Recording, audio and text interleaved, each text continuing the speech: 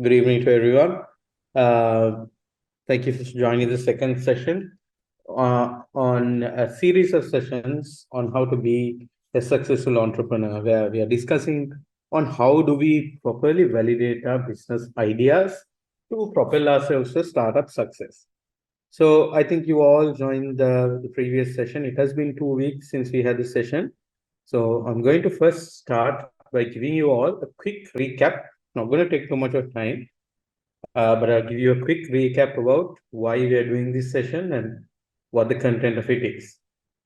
Can you all confirm if you can see my screen?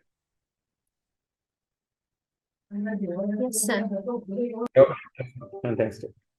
So essentially what we looked at was when it comes to a startup success, the chances of it succeeding are low due to various reasons. And we discussed about this in our first session. And we decided and discussed that startup validation is the best way for us to ensure that we have a high rate of success, our success rate for us to maximize. This is why startup validation exists. And we also discussed about what are the areas you need to look at when measuring the success of your company. As an entrepreneur, you want to be an entrepreneur.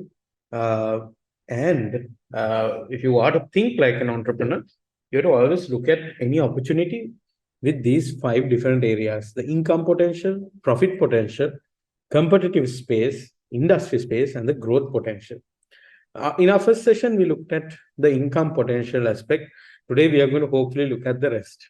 The most important one we covered in our first session, right? We studied about the income potential analysis. I taught you how to identify your revenue stream. We talked about how to distinguish between profit and revenue. We looked at examples from product and service companies and looked at how to identify the revenue stream with examples. We discussed what B2B, B2C is. We looked at how you can create multiple revenue streams. And we also talked about various business models that exist. If you all remember, we looked at multiple business models that exist.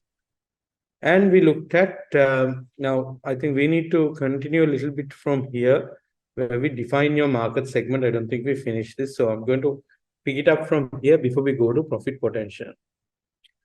Now, one of the most important things to assess when it comes to startup idea is you need to look at what your market is. What is this market?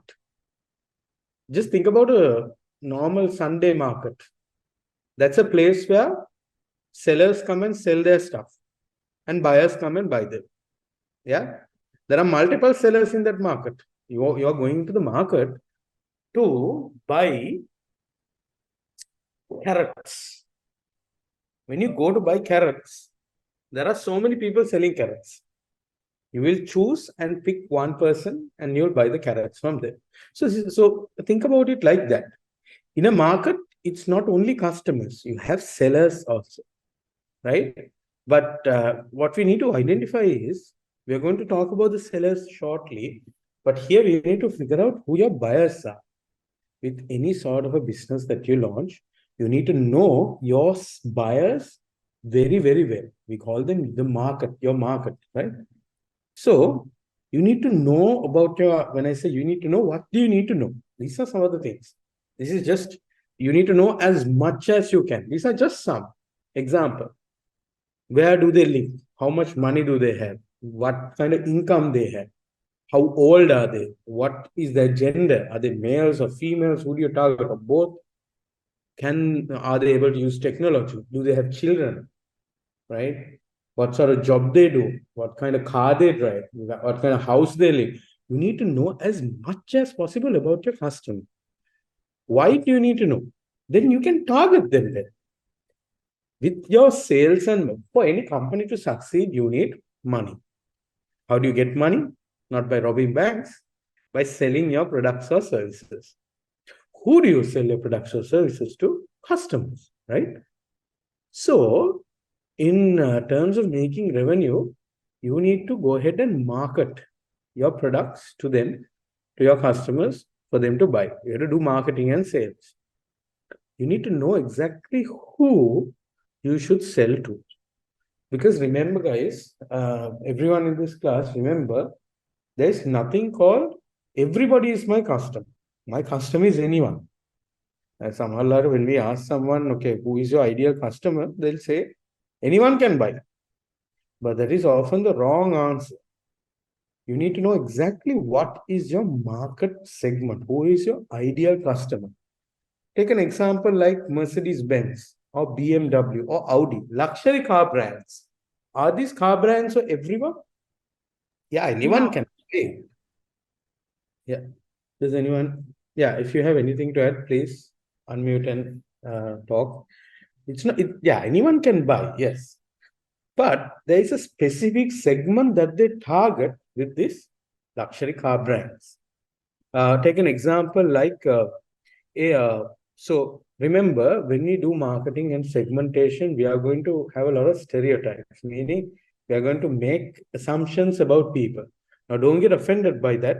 This is a key part of identifying a target segment. You need to make stereotypes.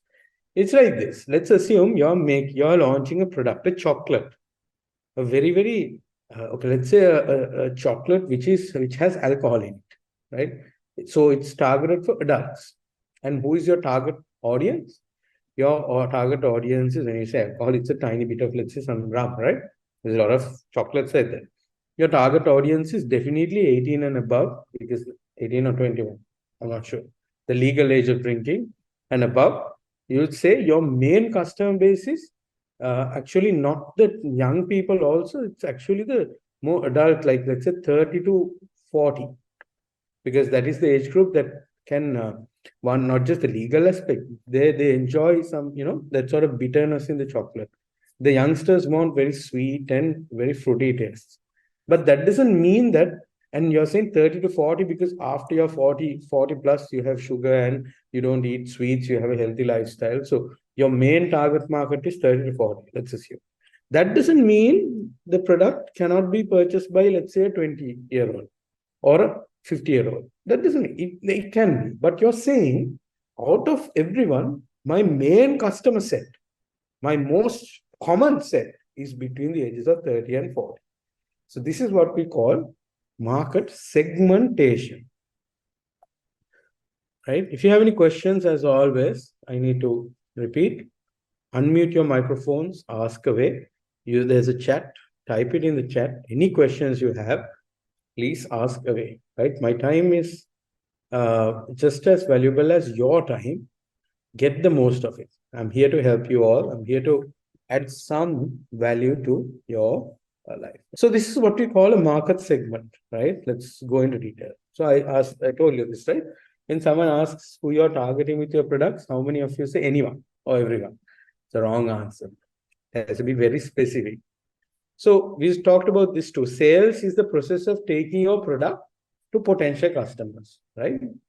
Like people who may have a high chance of buying your product, you're taking your product to them. This is what you call sales. And what you're trying to do is, there's this concept called sales funnel. What you do is you want to take a potential customer and make them an actual customer. We call this conversion, sales conversion. So it's like a funnel. You put 10 inside here, one comes out, right? I'm not going to talk to you all about each of these steps today. But what you need to know is this thing called sales funnel. Between these, you will do a lot of activities and you put potential customers here and the actual customers will come down from here. So the idea here is you have to, this is tackled through sales. So when you're doing sales, you need to put the best, like the most ideal customers to the top, right? What you want is, if you put 10 here, do you want one to come out?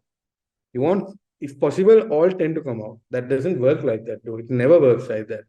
If you put 10 here, always a lesser number will come, but you want to maximize that. So if you put 100 here, you don't want 10 to come. You want to have as much as much to come. So you are putting as possible, like the most potential people into this funnel, meaning you have to identify the most ideal customer segment. You're using a technique called demography and psychography for this. Okay. So if you take someone, you can measure them using something called demographics. These are physical things, right? These are physically things that you can distinguish them. I'm not talking about just their looks, right?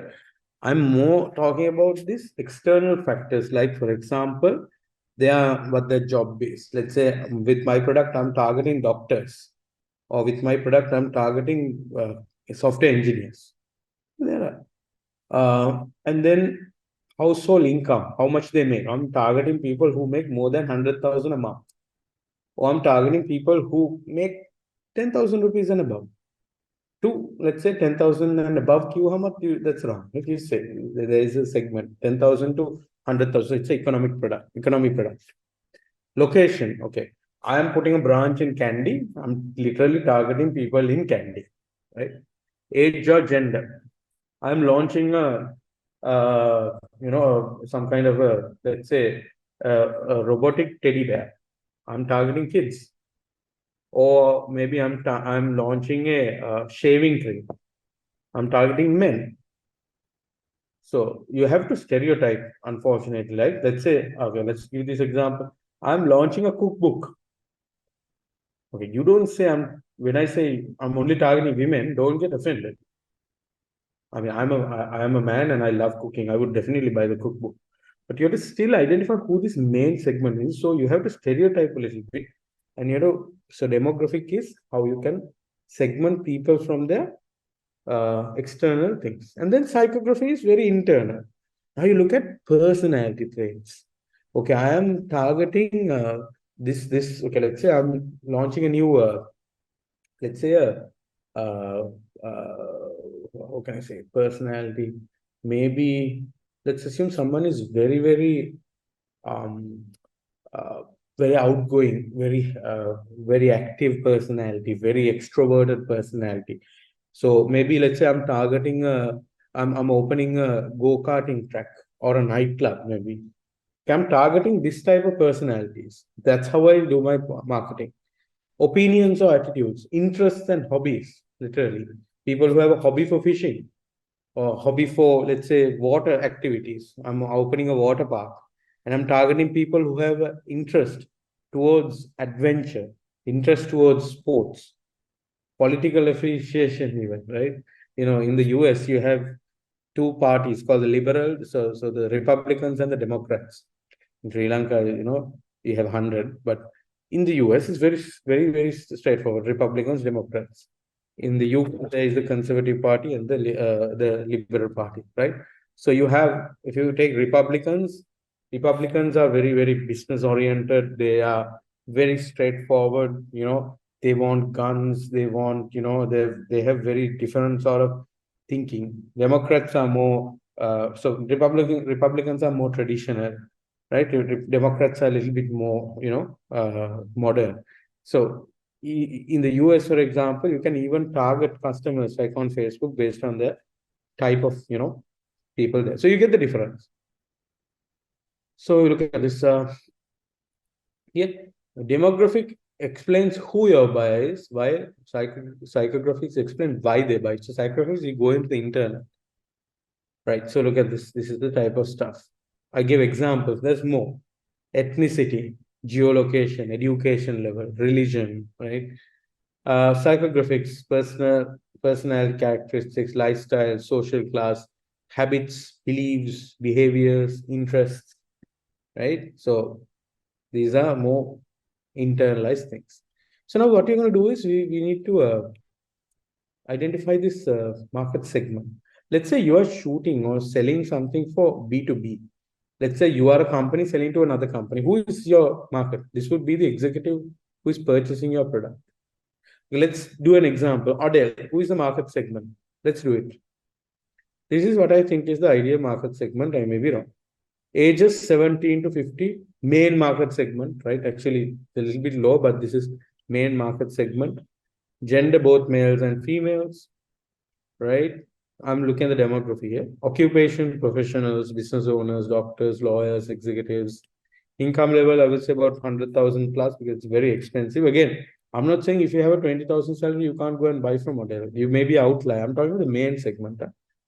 Ethnicity, Asian type, Western, that sort of. Geolocation, urban areas with large population.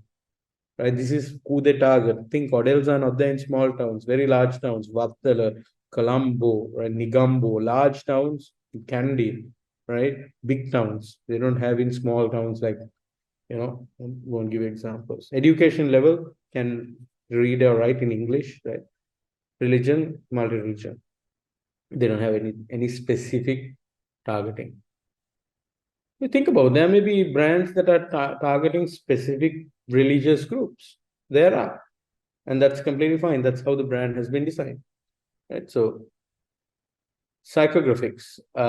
Look at this. So now, personality characteristics, likes to look good, right? Very extroverted, spends on extra things. Lifestyle, spends lavishly. Social class, upper middle and upper social class. Habits, shopping, fashion, entertainment. Beliefs, these are things you believe. Branded clothes are important. More pricey the clothes, the better they are. Behaviors, online shopping, visiting malls frequently, impulse biasing, and interest, looking better than the others. So this is kind of like the ideal market segment. Mercedes-Benz, 30 to 75, different. Mostly men, right? But also female, but mostly men. Occupation, top executives, professionals, a million and above in salaries. Global, obviously, this is a global brand, right? Education, they're well-educated, multi-religious. Personal characteristics, likes to show off, likes to own expensive things. Lifestyle, spends lavishly, no budget. There's no budget. Excessive cash flow, more money than they need. Upper social class, habits, work, business, meetings, these sort of habits. Beliefs, having an expensive European car, states above class. Behaviors, they go to country clubs, very exclusive groups, interest looking better than others. So you can see how I've done this, right? So you can also see, like, this is basically, you are doing a bit of stereotyping and trying to say who is this main segment. Next, you need to calculate the size of the market, right? So here's the thing though, it's not always about, like, let's say 100 versus 100,000, because it depends on the value of your product. Imagine you are selling a 100 rupee chocolate, right? So 100 customers is 10,000 rupees. But let's say you're selling a car which is worth like 10 million rupees. There are 100 customers, you see the difference, right? In chocolate, 100 customers is 10,000. For a chocolate, 100 customers is not enough. But let's say 100,000 customers, that's 10 million rupees. That's a lot. You need to have 100,000 customers. But let's say for the car, 100 customers itself is a billion rupees. 100 itself is billion. And this is, I can't even read this number. So it doesn't matter. It depends on the value of your product. But also think about the margin, right? At the end of the day, not only revenue matters, your profit is what really matters. Remember, the more expensive your car is, 10 million car ever, it's still, let's say, 6 million to manufacture it. So you only get 4 million in revenue, but still 4 million in revenue will also give you 400 million rupees, right, in revenue. So remember that it's not always about the number, it's about how the number is proportionate to the type of product you have. So how we are doing market size, I'm actually going to skip this part. Essentially what you need to do, I'm going to go to the rest, but here what you need to do is identify how big your market is, right? There are ways to do it, but we don't have too much of time to talk about it here. I'll show an example. Let's say, okay, you are opening a computer programming school for 5 to 15-year-olds. Okay, how you do this is you have to do some assumptions and also take some data that is available online. Now, what I did, this is something I did. So I want to launch a new computer programming course for 5 to 15-year-olds. First, I will look at how many students are studying A levels every year. You can find off the internet. In Sri Lanka, 100,000 estimated students sit for A levels every year. There is 100,000 students. The number is only going up, never going down. The population is always growing. Every grade there is 100,000 students in Sri Lanka, all of Sri Lanka. So meaning from grade 1 to 10, grade 5 to 15, meaning they go to grades 1 to 10. There's 1 million kids in Sri Lanka at any time. I am only targeting the urban population, meaning only the main cities. In Sri Lanka, urban population is 80%. That is also a known statistic. So 80% of 1 million is 800,000, right? Okay, there is a mistake here. This is not true. Urban population is 20%. I just realized. 80% is the rest. Urban population is 20%. So it's 200,000 people who have who are in the urban population. I'm going to correct this here. We can Google it right now. I'll show you how Sri Lanka urban population.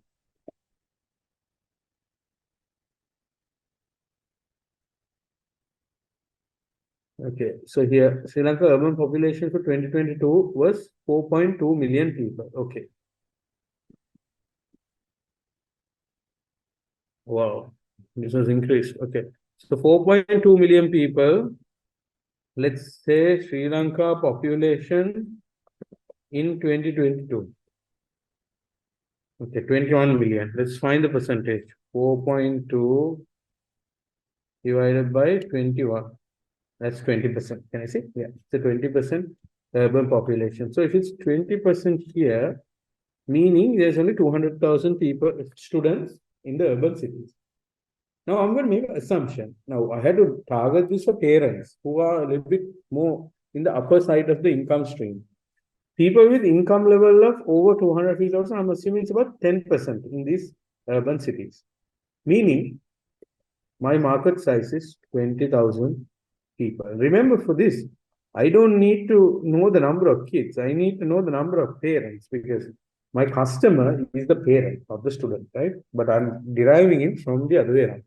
So like this, there are various ways of calculating the market size. Important thing for you to take away here is you need to look at the market size. We are then going to draw something called a persona. Persona is someone, ideal customer, what they look like, right? This is a brand I have invested in. It's a textile company, like a it's a streetwear fashion brand. So if you look at the persona, right, this is targeting more of the teenagers and early adults, young adults, right? So very expensive. These are very expensive, these t-shirts, and they are all very exclusive. There's only very limited numbers that is sold in each of these designs. So we are literally, this is selling for like students who, who have very rich parents, have enough money, very spoiled, that sort of a crowd. That is the ideal segment again. So look at the type of personas is actually for this, someone who uses Snapchat, Twitter, goes to coffee shops, listen to rap music, you know what this leaf means, this Spotify, listens to Spotify, plays games, like branded clothes. And then if you like a girl, she's more of like an activist, she's vegan, she likes animals, makeup, So that's what we say who a persona is. So for example, let's say I'm launching a drink called Link, Flavors of the World, right? Which is basically a drink which has flavors which are representing different cultures. Let's say Arabian Nights in the Middle East region, sort of a taste. Tropical Bliss, more Asian. Herbal Fusion, more, let's say, Ayurvedic type. So these are two types of personas that I have created for that. All right, next I'm going to do, now I can do something called a sales projection. See, I'm going to look at how much income I can make. So what I'm going to do here is something very, very simple and straightforward. I'm going to look at, now I'll take an example and I'll teach this to you. Let's assume I want to sell this hot sauce, right? Picante, right? I think we spoke about picante in our last week, or our first session. So with picante, let's assume this is a hot sauce, right? An Imiri's hot sauce. Let's assume we are going to sell 100 units per month for the first 3 months, right? Okay.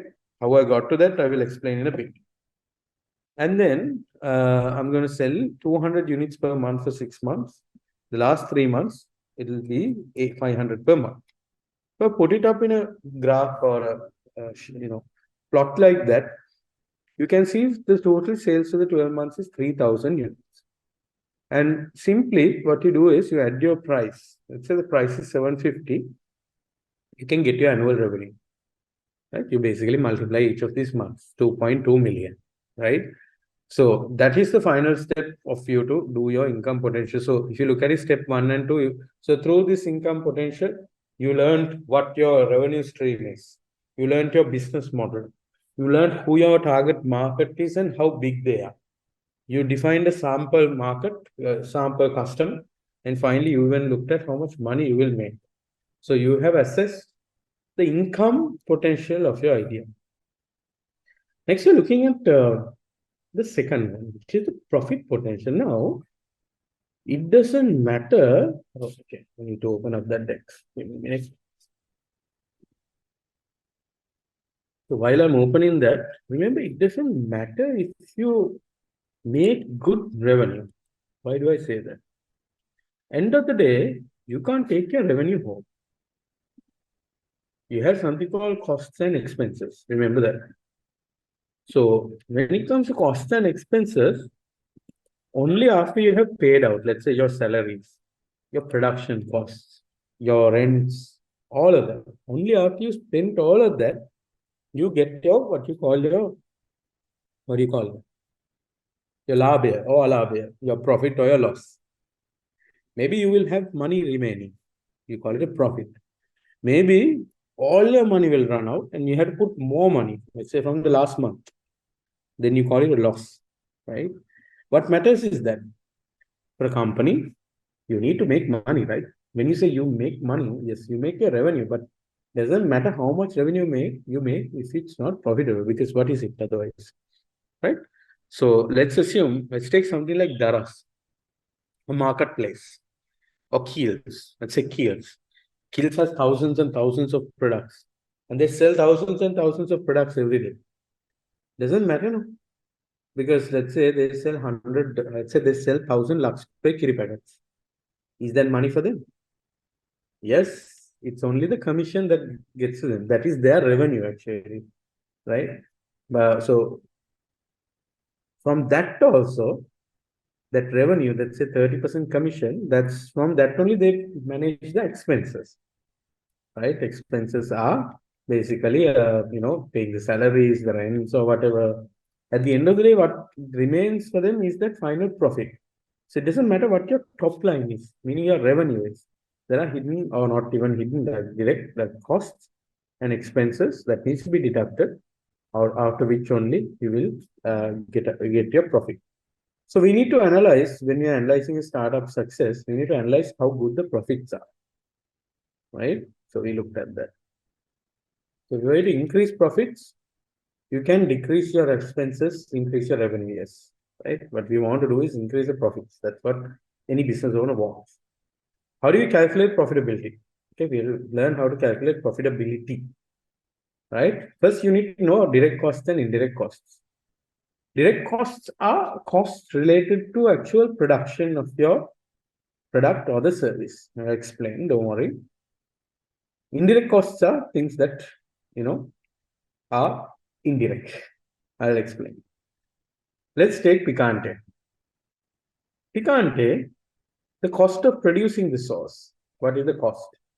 Ingredients on green chilies, vinegar, I will not tell what else. Secret recipe. Then, of course, the electricity cost, labor cost for cooking, bottling, these are all direct costs directly associated with making the product. The bottle, the sticker, all of these are direct costs. Let's take a service business. This is my mother's salon. Salon Chahans, my name. So what are the direct costs of a service business? I think we are taking both of these because for you can learn how both the categories work. This is actually cost of providing the services, direct costs. Example, the products you use. Maybe you're using various creams or gels or whatever. And also the employees. Now here the salary comes in. Your costs of the beauticians, because it's a service business. You're providing a service, you're cutting hair, you're doing a makeup, right? Or you're draping a sari, whatever. Those are services. Or doing a hair iron or a curling. So the cost of the employees comes in. Indirect costs. So we first look at the direct costs. Indirect costs are things, these are the expenses, other expenses in running a business, right? Let's say for Picante, the other employees, marketing people, admin, delivery, these type of people's salaries. If you need a rent, if you need a space to cook or bottle, the rental of it, transportation costs, right? Then let's say you're distributing, the utility costs, electricity bills, internet bills, water bills, any digital marketing or marketing expenses, right? These are other expenses. Or if you take salon jahans, rental of the space, cost of the utilities, again, these similar things. Employee salaries, here other employees, not the people who are giving the service, not like the beauticians, but say the cashier or the admin, right? Or the HR person, these people's salaries. And remember the distinction, Vanessa. We took this employee of the beautician salary becomes a direct cost because it's related to the service, but the other employees are indirect, right? So, right now, after we identify what these are, now we have to do something called the unit cost calculation. Unit cost means how much does it cost for your company to produce, store, and sell one unit of a particular product or a service. So here unit cost means your variable cost plus your fixed cost divided by total units. Variable cost is your expenses, indirect costs. Fixed cost is your direct costs, right?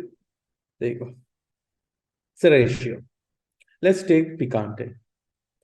Let's say with my current capacity, I can make 1,000 a month, 1,000 bottles a month. We'll take an assumption. Now, this is kind of like a costing. Let's say I need 100 kgs of nymeris. So this is 1,000 units. 100 kgs of nymeris, 400 per kilo, so 40,000 bucks. Green chilies, 50 kgs are needed, 250 per kilo, 12,500. Now, if you're going to do a home-based business, this is great, knowledge for you. Is how you do costing. Dry red chilies, you need 50 kg. So how you find this? By actually making it, right? So there is a product R&D. You make the product and you figure it out, right? So before you do this, obviously, if you're doing a product, you need to make a sample of it. Make a sample and figure out. Let's say to make one unit, quantity then you just multiply it and figure out, okay, this is what I need, right? This is how you find it. If you ask me how you find this. Let's say dry vinegar, 30 bottles needed. 800 per bottle, 24,000 for vinegar. Salt, 5 kgs to 2,000 kg, 2,000 per kg. It's not true. These are just example values. 10,000 rupees for the salt. So you can see for 1,000 bottles, it cost me 106,000. This is just for the sauce. I'm not done with the direct cost. It's just for the sauce. Like 106 rupees. Now let's look at the other stuff. Sauce, it's 106 per unit. That's 106. What are the other ones? Bottles, 50 rupees per bottle. I need 1,000. Labels, 10 rupees. I need 1,000. Okay, now let's look at the labor. 50 hours of cooking is needed to make this. 20 hours of bottling is needed to make 1,000. Now we can look at what I pay. For a cook, I pay 500 rupees an hour. Right? For a person in bottling, I pay 300 rupees an hour. So I can get the amount for that too. So now I have the total direct costs, right? So now let's look at the indirect costs. Now this is per month. We are looking at 1,000 bottles a month. For marketing, I need admin and marketing. I need to pay 40,000 rupees. Rental of a space, I need to get a small space that will cost me 50,000 a month. Transportation, it cost me 10,000 rupees to buy the ingredients and whatnot. Utility cost, all my gas, electricity, whatnot, cost me 20,000 rupees. Marketing expenses, you can go into detail and you can even take the gas cost to your direct costs, okay? You can go into detail as much as you can. Marketing expenses, I had to spend 10,000 on marketing a month. So my total indirect cost is 130,000. So let's look at the unit cost. Direct costs are 197,000. Indirect costs are, right, 130,000. So if you add both of that to make 100,000 units, it costs me 327,000. So what is your unit cost? Simple. 327 rupees. So I know for me to make and for me to, this is not just to manufacture, to me to manufacture, package and distribute cost me 327 rupees. So when I'm pricing it, now I have the information. It's 327. So if I sell it at 1,000 rupees, I have 683 rupees in profit, right? Direct profit. Again, there are things called net profit, but that is net profit because net profit per unit, because we have factored in the expenses also. We'll talk about that later. But now you have your unit cost. Let's take a service business. A little bit different calculation. Let's assume per month, these are what I'm going to do. I'm going to do 100 haircuts. Remember, this is projection. We are doing this for the future. Right? So you have to do a lot of assumptions as well. You have to take, okay, what if, right? Let's assume I'm doing this amount of stuff. 100 haircuts, 450 eyebrows, right? 20 hair colors, 25 hair straightening, 1 bridal dressing, 30 makeups, 20 dressings, right? I'm going to do these things. I'm going to look at the cost of the services. Haircuts, there is no product cost, only labor. This is only the cost of the services. Eyebrows, is there any cost? Okay. Yeah, no, only labor. Hair colors, yes, 500 rupees for every hair color, so 10,000. Bridal dressing for the makeup and all, it cost me 12,500 per unit, so 12,500. Makeups, 300 per unit. Dressing, 50 rupees per unit. These are just examples. 50 rupees may be the pins and stuff. So the total cost is 32,500. So for the 645 units, it's a 51 rupee per unit cost. Now let's look at the other stuff. I need 1 beautician, 1 makeup artist, and 1 hairdresser. Each person gets 15,000 rupees. So my total direct costs are 77,000 rupees. Expenses, very straightforward. Rent is 15,000, salary is 10,000. For the others, just 1 person as the admin, receptionist, cashier, everything 1 person. Transportation, 5,000. Utility costs, 8,000. Marketing, 5,000 rupees. Very, very cost effective, 43,000. So my total cost is 120,000. So for 645 units, per unit, it cost me 186 rupees. Right? Now, it doesn't matter if we have this. How we are going to analyze it? Let's learn. You have to create something called your profitability ratios. Right? Now, you need to learn what gross profit and net profit is. For that, gross profit is the profit you get when you reduce your direct costs.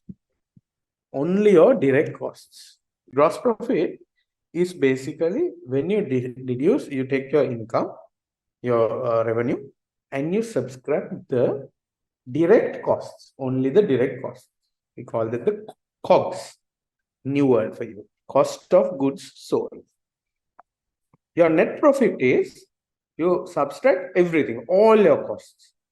That means your direct costs and your expenses, your indirect costs.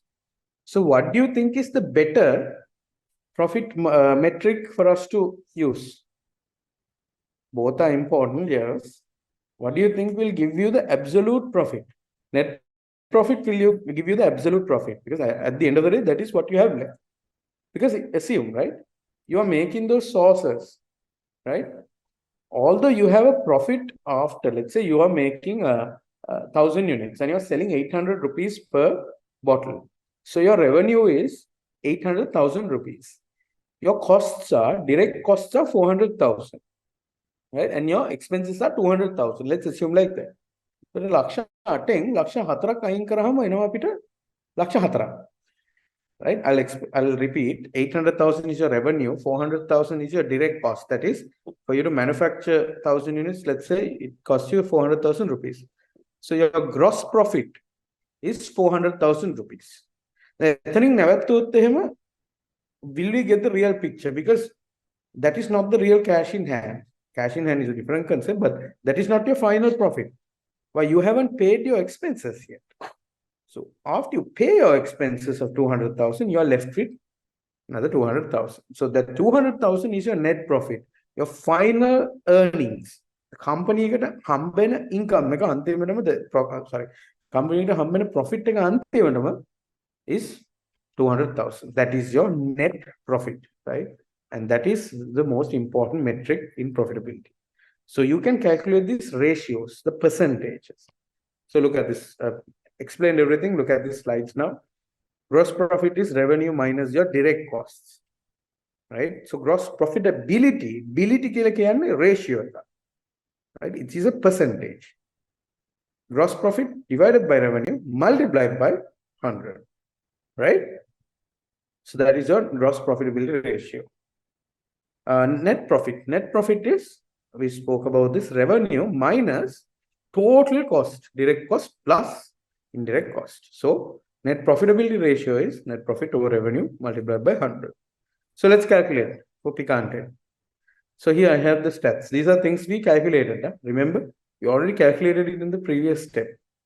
So I said 800. Okay, 800. If you are selling this, right, our revenue is, let's say, 800,000 minus our direct costs, 197,000, 602,000. So gross profitability is 75%. Always gross profitability is high because it's only deducting the direct costs. Net profit, 800,000 minus the total costs, direct and indirect, 472,000. So 59%. So it's a pretty good profitability ratio. Then okay, industry it depends on industries. Let's say for education industry, it's about 30% net profit we have to target. For FMCG product like Picante, you have to target about 50% net profit. Why? Because you have to give commission to your marketplace. Keels will take 30%. You're left with 20% at the end of the day, right? So you have to target for a high net profit. For a FMCG, you know what FMCG is, right? Fast moving consumer goods, like what you see in any sort of supermarket. You target high for net profit. Otherwise, when you give your commission, you're left with nothing. That 30% margin is your marketing, your sales cost. So you can do the same for this also. I'm not going to do that. We'll go forward. All right. So next is, we have looked at everything. So we have looked at the profitability ratios, and you learned, when you look at this, you know whether your business is profitable or not. So the profitability analysis is complete now. When I ask you, if you have a startup idea, you do all this exercise. Now I ask you, is your business profitable or not? Now, can you tell me or can't you tell me? What do you think? You can, right? You should be able to tell me if your business is profitable or not. So with these two analysis that we learned, the income potential, profit potential, you have basically done a complete financial modeling of your business idea. So yeah, you have a pretty good understanding of, okay, can I make money with this startup idea? And can I make profits with this startup idea? Meaning, if I can make revenue and if I can make a profit, right? So what do you guys think? Any questions before we go into this third category? I want you all to, and also I'll ask a question. Do you all understand these concepts? Is there anything you don't understand? I know there's a lot I'm talking about. Remember, when it comes to business and when it comes to starting a new company, there's a lot of areas. So you don't have to go into detail on each of these areas. We are looking at the high level. I'm teaching you just enough for you to know what to do. I guarantee you, with this knowledge, you can get started. I'm not teaching you everything. I can't teach you everything about marketing, everything about sales. Definitely not in a 2-day workshop, not even a 2-month workshop.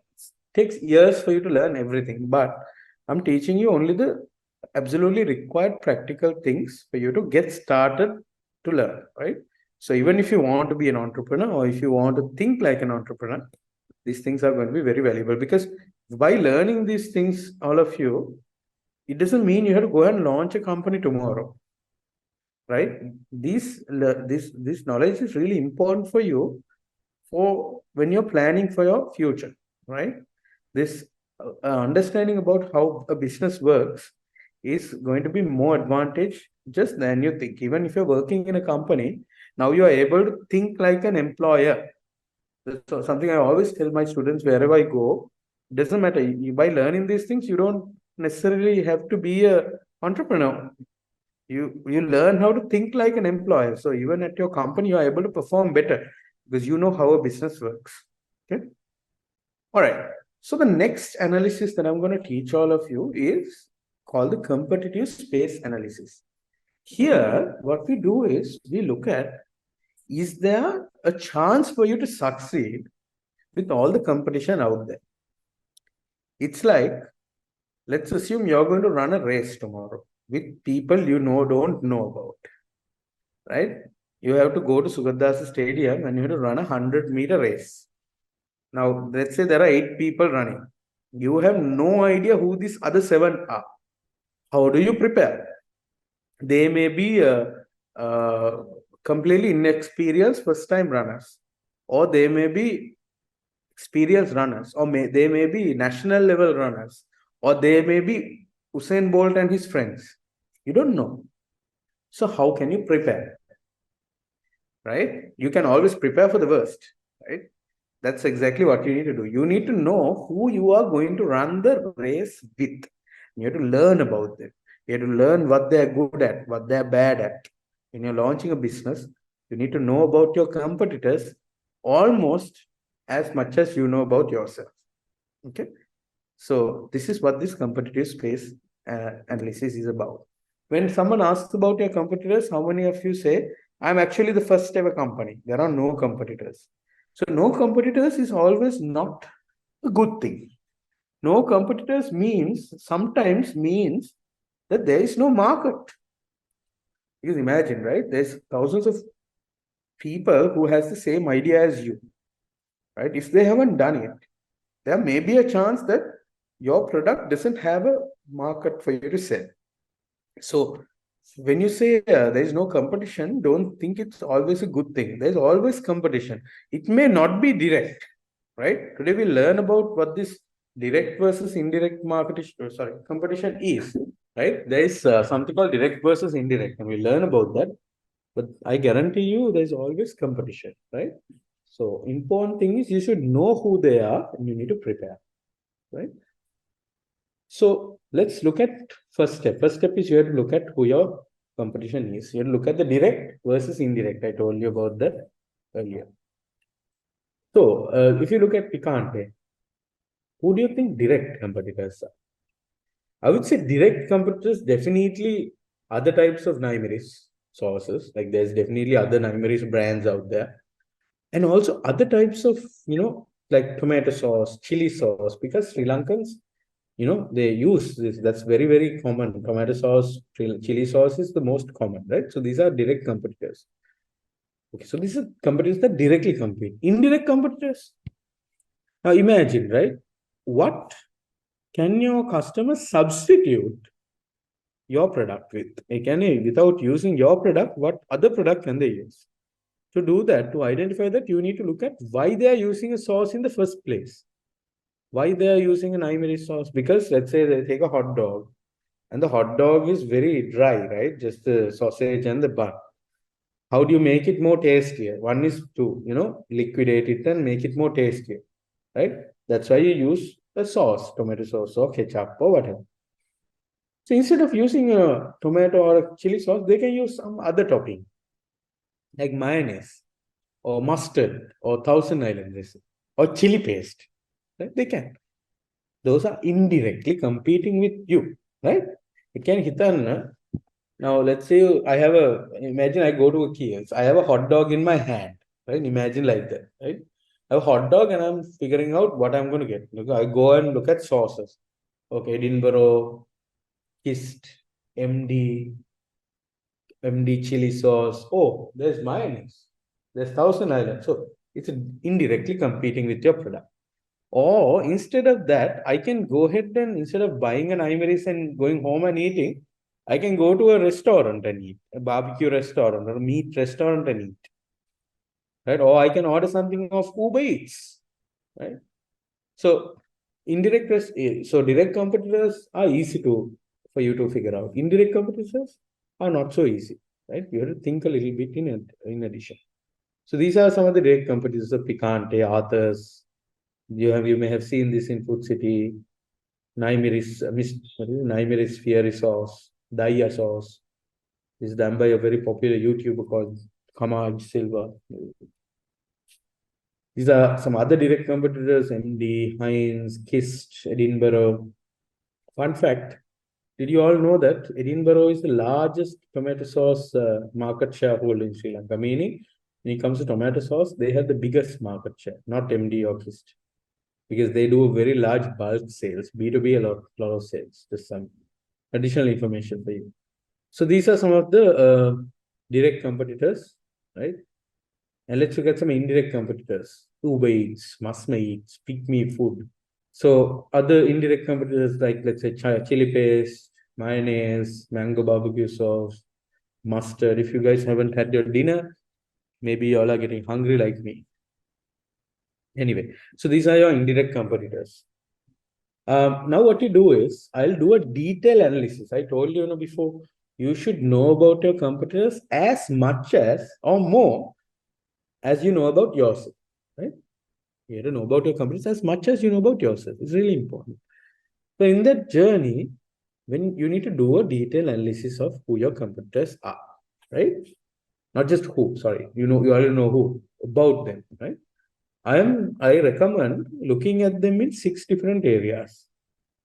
You have to study their product, about the product, how good the product is, taste either at the right, what sort of bottle it comes in, right? You have to study the price, how expensive or cheap it is, what's the price point, place, where do they sell it, who do they target, right? Promotion, what sort of marketing they do. Are they on TV? Are they on YouTube? Right? Newspapers, giving out leaflets, whatever. People, what does the team look like? What is the company like? How strong are they?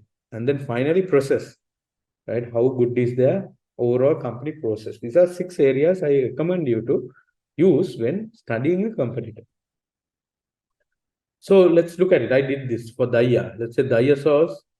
Daya is a thing done by this YouTuber, Kamachale, maybe you know him. I looked at the product. This is not available in the market, but I'm a good cook. I can cook very well. I'm a very avid foodie. So when I looked at the product, I can see that this product doesn't look very solid. Like it's very liquidy. I looked at videos. And that is something I looked at when it comes to product price. I'm assuming it's a little bit higher, like 800, like not very high. Looks like because the price is not there, so I'm assuming this place. They're selling online, geographically targeting mainly urban population. Promotion use a lot of modern techniques like Facebook, like YouTube. They have a YouTube channel. They bring celebrities, do reviews. Sorry, people. It's actually done by a very famous entrepreneur, Kamar Silva, who has a big social media presence, right? And there's a lot of support from celebrities. Process, doing a lot of validation. It's very methodical. They don't directly launch it to the market, right? Island Mom, this is another one. Island Mom has been there in the market for a very long time. Okay, this is actually one of the very first Naimiri sauces I ever ate. Can't remember, maybe 5 years ago or more. I'm the first to come to the market. But their product is really good, very tasty. It is very, very spicy, very spicy. And the pricing is high, 1,500. And another thing to note about the product is it's not in a bottle, it's in a jar. So it's a different thing. The sauce is very thick. So it's not like you take the bottle and you like apply it on your hot dog. It's like you take it out of the jar and then you put it and you dip it. So it's a different experience they're giving to the user.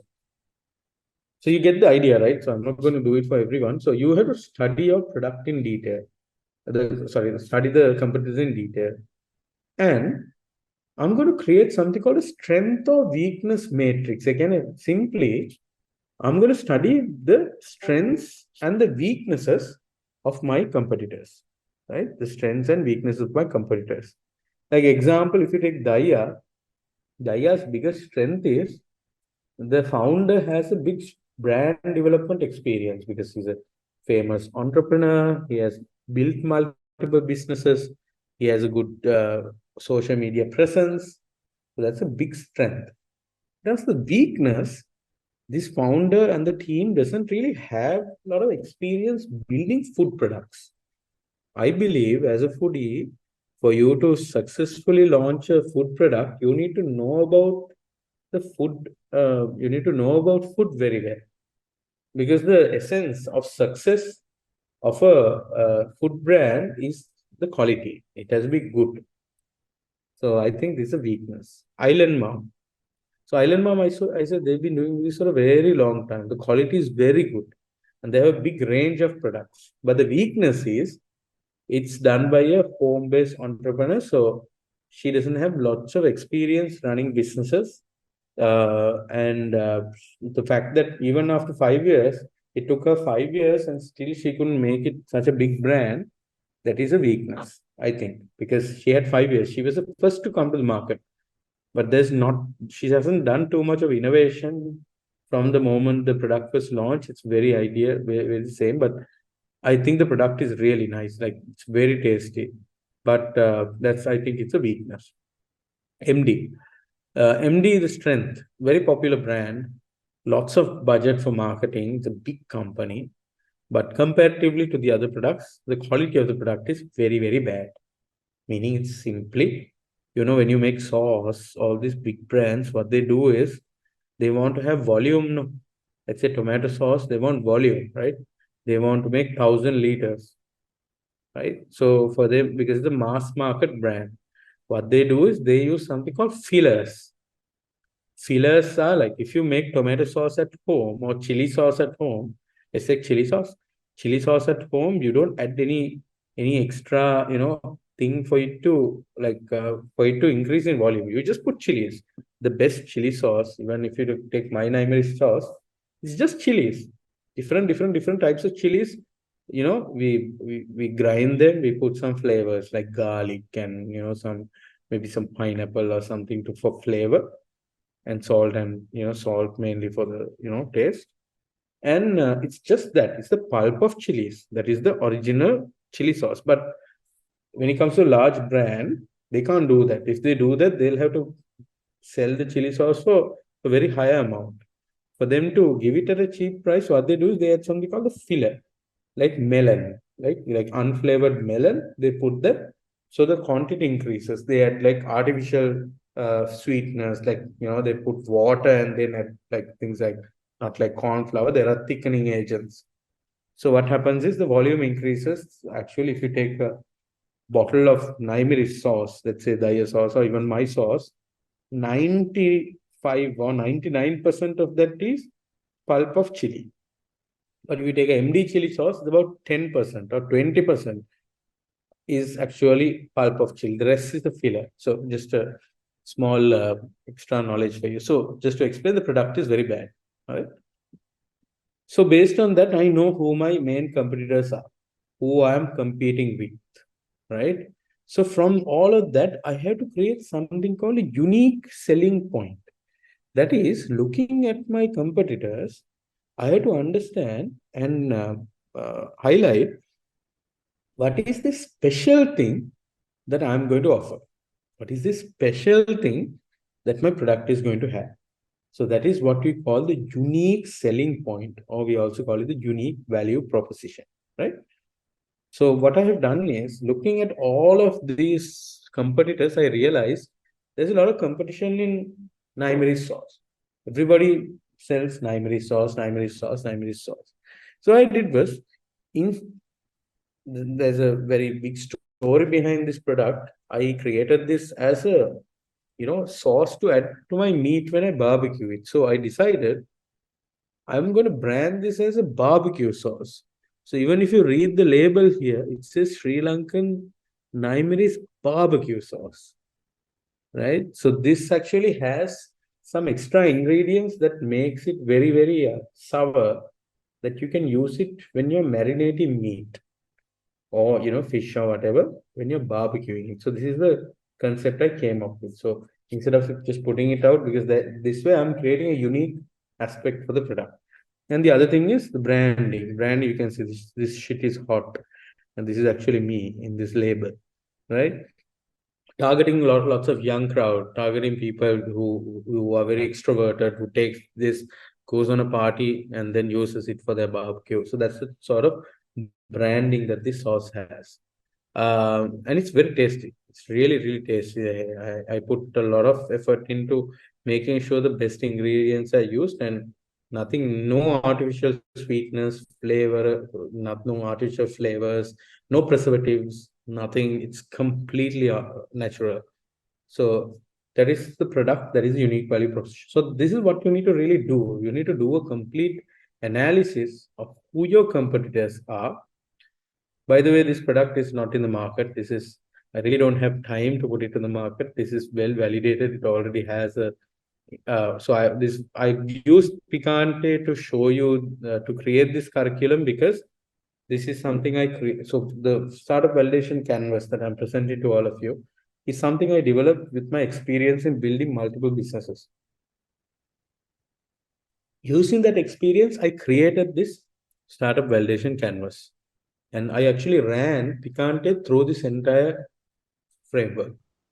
Like the one that I created, I ran it through it. So that's why all the examples you see are of Picante. This is real. This is not something that is a random product. This is an actual product that went through this framework. So this framework works. So for any of you who are looking at launching a product, I really recommend using these steps that I taught you over these 2 weeks to use this and actually build a business. It's possible. It's not hard. Okay, so two more, and we are done for the day. First is called the industry trend analysis. It's very, very straightforward, but very interesting. Now, when you're launching a business, you need to look at the industry you're in. You have to always look at the industry, whether it has a positive outlook or a negative outlook. Who wants to do business in a negative industry? You don't, right?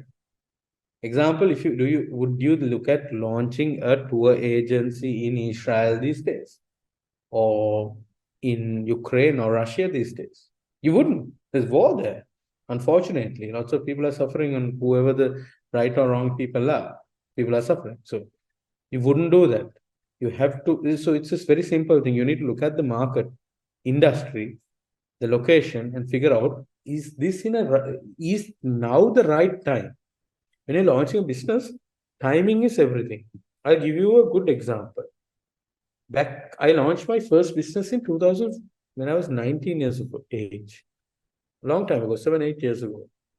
When I launched a business, I remember there was another company that came up with me. So my company in the United States still exists very well. It's a robotics school. I'm no longer I'm no longer CEO. I stepped down 2 years ago, but this is running well. But there's a company that launched with me called mogosuper.com. Mogosuper was a online place online site where you can buy groceries. Unlike Keel's site or whatever, it was very nice. Even to this day, I still remember that site looked very well done, very well built. But he launched it, very, very experienced guy in UX, user experience, called Vimukti, very experienced, skilled guy. He launched it and it failed not because of anything. The product worked very well. Concept was amazing, but the market wasn't ready for an online grocery platform at that time. Nobody wanted to buy groceries online. This is in 2014, long time ago. But then what happened? COVID came. Well, much later. Like this business literally died in 2 years. I think it was a very interesting business that failed in a very short time because people weren't ready, consumers weren't ready. But post COVID, like within COVID times, you know what happened. Everybody was struggling to buy groceries. Like literally, we had no way of buying groceries. We had to make our stuff at home. Like lorries came to our houses and we bought. That was how traditionally we were like we were equipped. Like literally, I remember at my place, like we didn't have vegetables. Like people were growing vegetables. Like there was a lorry that came once a week, and that person like is also all illegal, like curfew. Those were the days of like proper lockdown. They used to come whoring, they came and they sold us stuff. And they go. This is how ill-equipped Sri Lanka was in terms of e-commerce. And Kiels came with the solution, and everybody followed. Food City again, very, very weak. What they did was they said WhatsApp your order, and it was a complete utter failure. But you see, like after that, now if you look at it, people buy online. You can order groceries on Uber Eats now. You Keels.com, you can order. People are buying online. Even like the smallest markets, they do it. The industry changed. Now it's a good time to launch an e-commerce solution for grocery, but not before. So I'm telling a real world example, right? I always like to use real world examples when I'm teaching. So the point I'm trying to say here is timing is always very, very important. Timing is important. Timing is everything. So you need to study the industry you're launching the business in. So example now, what I have on the slides, right? You're launching a startup which provides adventure experience for tourists, right? Service business, right? Meaning this falls into the tourism industry, right? You have to study the industry. Like, let's say if you're launching a school, it falls in the education industry. You're launching a restaurant, it falls in the food industry.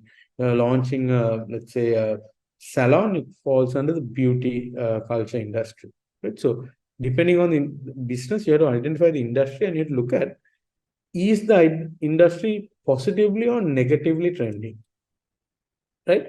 Positive trends are obviously incremental developments, and negative are decremental, obviously, right?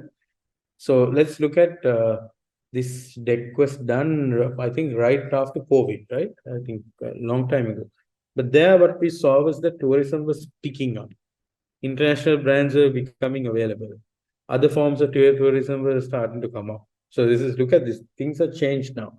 Now, even if you look at right now, because in Sri Lanka things change very, very fast. External aspects. Industry analysis always about external view, right? Things change very fast. So we have to constantly be on the lookout to what is happening out there, right? Now even right now, if you look at it, we are having high inflation, and the prices are very high. Safety is a problem. So these are some negative trends that is sometimes preventing tourists. Let's say right after the Easter bombs, right? Right after the Easter bombs, tourism industry took a massive dip. So it's very obvious to say those are obvious. You don't. If it was right after the Easter bombs, would you ever launch a business in tourism? No, no way. But those are obvious things. Obvious things. Anyone knows that it's not going to work out. But what I'm saying is, even right now, there are things that you think are okay, but they're not. Let's say education, right? Do you know if the education industry is okay or not? No, you don't, because it's not linked to something like what happened before. So you have to study. You have to look at what's happening to this industry, and not just in Sri Lanka. Look globally. Globally, what's happening, right? Okay, let's say you want to launch a exporting business on. You want to take king coconuts, package it and export. Big business. Lots of people are doing it. Look at it. Where are the markets that is being exported to? Okay, it's exporting to, let's say, Dubai. What's happening in Dubai? Where are they importing from? Are they having import restrictions? What's happening in the world? There's war.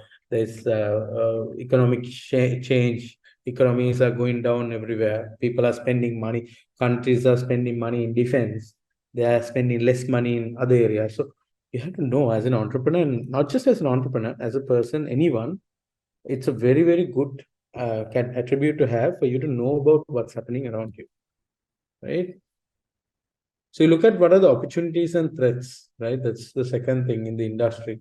Let's say if you do it before, if you look at the tourism industry, there are opportunities that tourism is opening up. Even right now, arrivals are increasing. People are spending more money in Sri Lanka. So that's definitely an offering. And more new types of entertainment options coming up for tourists. That is making it better. And also with the inflation, our currency is very weak. So, meaning if you bring in USD, you can get a bigger return. Let's assume when the USD was 200 rupees, they bring $1, they get 200 rupees. Now, if they bring $1, they get 300 rupees. So, countries with stronger currencies, they find it easier and better. They can spend more money in Sri Lanka, right? They are getting $10 a month. Let's say they get $1,000 a month. Earlier, it's 200,000 rupees. What can you do with 200,000? Versus what can you do with 350,000 rupees? They can do much more, right? So it's an opportunity. Threats, yeah, I mean, these are threats. We know that the tourism has been up and down industry. With the COVID, it went down and up, went down with the bomb, right? Any sort of civil unrest, with Aragalia, we saw, countries now stabilizing. But if there's any sort of political unrest, there's a very high chance that it could go down. So I would say, like, when this was done, this was during, I think, right after COVID and all of that. I wouldn't have said it's a good time to start a business in tourism. So you have to do that analysis and figure out if in the industry, your business idea may be good, your financial potential is there, your profit potential is there, but maybe there are problems in the industry. Your industry is not the right time. So then you have to say, no, you're not going to do it. Oh, yes, I'm going to do it. There's good potential. All right, the final one before we bring things to an end is the growth potential. It's very simple. When you're building a business, you would have big dreams. As an entrepreneur, you have to target high. You want to grow it more and more. You look at whether your business has potential to grow from where it is just launched, right? Now, there is something called the Ansoff matrix. This is taught to me like when I studied business for the first time in my MBA. I was running a business for 5 years, and then only I did a business degree, postgraduate. It was taught me in my MBA, and maybe some of you already know about the Ansoff matrix. Ansoff matrix is a way of developing a growth strategy, right? These are 4 ways you can look at growth.